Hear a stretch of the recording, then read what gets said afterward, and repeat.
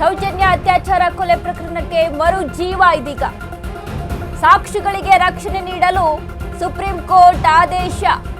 ಈ ಕೇಸಲ್ಲಿ ಅನೇಕ ಸಾಕ್ಷಿಗಳು ನಿಗೂಢವಾಗಿ ಸಾವನ್ನಪ್ಪಿದ್ದಾರೆ. ಸಂತ್ರಸ್ತೆಯ ಪರವಾಗಿ 4 ಹಿರಿಯ ವಕೀಲರು ವಾದ. ಇದನ್ನ ಗಂಭೀರವಾಗಿ ಪರಿಗಣಿಸಿದ ನ್ಯಾಯಾಲಯ ಸೌಜನ್ಯ ಪ್ರಕರಣದ ಎಲ್ಲಾ ಸಾಕ್ಷಿಗಳಿಗೆ ತಕ್ಷಣದಿಂದಲೇ ರಕ್ಷಣೆ. ಕರ್ನಾಟಕ ಸರ್ಕಾರಕ್ಕೆ ಸುಪ್ರೀಂ ಕೋರ್ಟ್ ಮಹತ್ವದ ನಿರ್ದೇಶನ. ಈವರೆಗೆ ಕ್ರಮಗಳ ವಿವರಗಳನ್ನು ಸಲ್ಲಿಸುವಲ್ಲಿ ರಾಜ್ಯ ಸರ್ಕಾರ ವಿಫಲವಾಗಿದೆ. ರಾಜ್ಯ ಸರ್ಕಾರದ ನಡೆಗೆ ಸರ್ವೋಚ್ಚ ನ್ಯಾಯಾಲಯ ಅಸಮಾಧಾನವನ್ನ ವ್ಯಕ್ತಪಡಿಸಿದೆ. ಸೌಜನ್ಯ ಪರ ಹೋರಾಟಗಾರರಿಗೆ ದೊಡ್ಡ ಮುನ್ನಡೆ ಇದೀಗ. ಪ್ರಕರಣದ ಮರು ತನಿಖೆಗೆ ಕೋರಿ ಸೌಜನ್ಯ ತಾಯಿ ಅರ್ಜಿ. ಜಸ್ಟಿಸ್ ಸಂಜಯ್ ವಿನೋದ್ ಚಂದ್ರನ್ ಪೀಠದಲ್ಲಿ ವಿಚಾರಣೆ. ಸೌಜನ್ಯ ಅತ್ಯಾಚಾರ ಕೊಲೆ ಪ್ರಕರಣಕ್ಕೆ ಇದೀಗ ಮರು ಜೀವ ಸಿಕ್ಕಿದೆ ನೋಡಿ. ಸೌಜನ್ಯ ಪರ ಯಾರು ಹೋರಾಟಕ್ಕೆ ಮುಂದಾಗಿದ್ರಲ್ಲ ಅವರಿಗೆ ಒಂದು ಮುನ್ನಡೆ ಇದೀಗ. ಬಟ್ ಈ ಕೇಸ್ನಲ್ಲಿ ಎಷ್ಟೆಲ್ಲ ಸಾಕ್ಷಿಗಳಿದಾವೆ, ಎಷ್ಟೆಲ್ಲ ನಿಗೂಢತೆ ಇದೆ. ಯಾರೋ ಬರ್ತಾರೆ ನನ್ನ ಮಗಳು ಸಹಿತ ಇದೇ ರೀತಿಯಾಗಿ ಕೊಲೆ ಆಗಿದ್ಲು ಅನ್ನುವಂತ ಒಂದು ಆರೋಪವನ್ನ ಮಾಡ್ತಾರೆ. ಅಷ್ಟೆಲ್ಲ ಆದ್ರೂ ಅವರ ಮೇಲೆ ಅಂದ್ರೆ ಯಾರೋ ಒಬ್ರು ಈ ರೀತಿಯಾಗಿ ಹೇಳಬೇಕು ಅಂತ ಪ್ರಚೋದನೆಯನ್ನ ಮಾಡಿದ್ರು. ಇಷ್ಟೆಲ್ಲ ಹಣದ ಬೇಡಿಕೆ ಇತ್ತು. ಹೀಗೆ ಕೆಲವರ ಹೆಸರುಗಳು ಇದರಲ್ಲಿ ಕೇಳಿ ಬರುತ್ತೆ.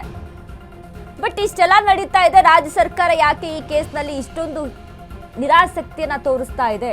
2012ರಲ್ಲಿ ಸೌಜನ್ಯ ಕೊಲೆ ಆಗುತ್ತೆ, ಅತ್ಯಾಚಾರವೆಸಗಿ ಕೊಲೆಯನ್ನ ಮಾಡಲಾಗುತ್ತೆ. ಅಷ್ಟೆಲ್ಲ ಹೀನಾಯವಾಗಿ ಕ್ರೂರವಾಗಿ ಕೊಲೆಯಾದ್ರೂ ಸಹಿತ ಈ ತನಿಖೆ ಎಲ್ಲಿಗೆ ಬಂತು?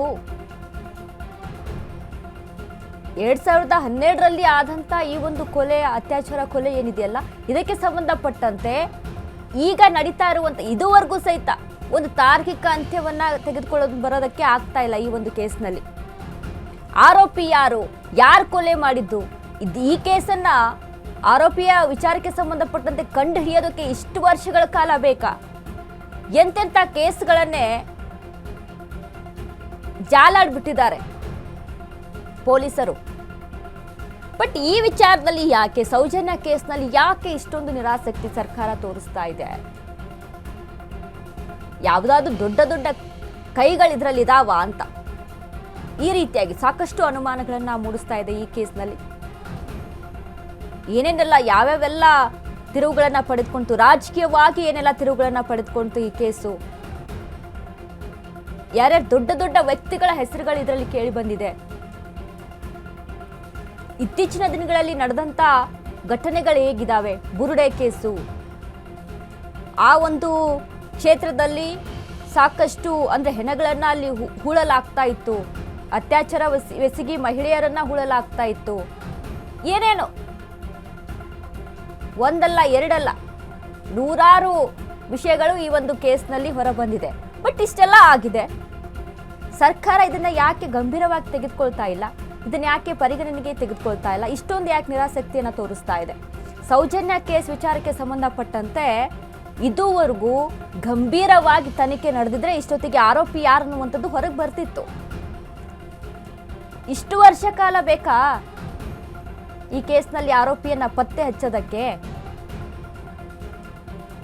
ಹಾಗಾಗಿ ಇದಕ್ಕೇನಾದ್ರೂ ಕುಮ್ಮಕ್ಕಿದೆಯಾ? ಯಾರ್ದಾದ್ರೂ ದೊಡ್ಡ ದೊಡ್ಡ ವ್ಯಕ್ತಿಗಳ ಕೈವಾಡ ಇದೆಯಾ ಇದರಲ್ಲಿ? ಹಣವನ್ನ ಇಟ್ಕೊಂಡು ನಾವು ಏನ್ ಬೇಕಾದ್ರೂ ಮಾಡ್ಬೋದು, ಅಧಿಕಾರವನ್ನ ಇಟ್ಕೊಂಡು ಏನ್ ಬೇಕಾದ್ರೂ ಮಾಡ್ಬೋದು ಅನ್ನುವಂಥ ಕಾರಣದಿಂದಾಗಿ ಈ ಕೇಸ್ನ ಅಲ್ಲೇ ಮುಚ್ಚಾಕುವಂತ ಪ್ರಯತ್ನ ನಡೀತಾ ಇದೆಯಾ? ಆ ಹೆಣ್ಣು ಮಗಳು ಸತ್ತಿರುವಂತ ರೀತಿಯನ್ನ ನೋಡಿದ್ರೆ, ಆ ಹೀನಾಯವಾಗಿ ಕ್ರೂರವಾಗಿ ಆ ಹೆಣ್ಮಗಳನ್ನ ಕೊಂದಿರುವಂತ ರೀತಿಯನ್ನ ನೋಡಿದ್ರೆ ನಿಜಕ್ಕೂ ಸಹಿತ ಇಲ್ಲಿವರೆಗೂ ಇದಕ್ಕೆ ಒಂದು ತಾರ್ಕಿಕ ಅಂತ್ಯವನ್ನ ತೆಗೆದುಕೊಂಡು ಬರೋದಕ್ಕೆ ಆಗ್ತಾ ಇಲ್ಲ. ಹೀಗಾಗಿ ರಾಜ್ಯ ಸರ್ಕಾರಕ್ಕೆ ಸುಪ್ರೀಂ ಕೋರ್ಟ್ ತರಾಟೆಗೆ ತೆಗೆದುಕೊಂಡಿದೆ.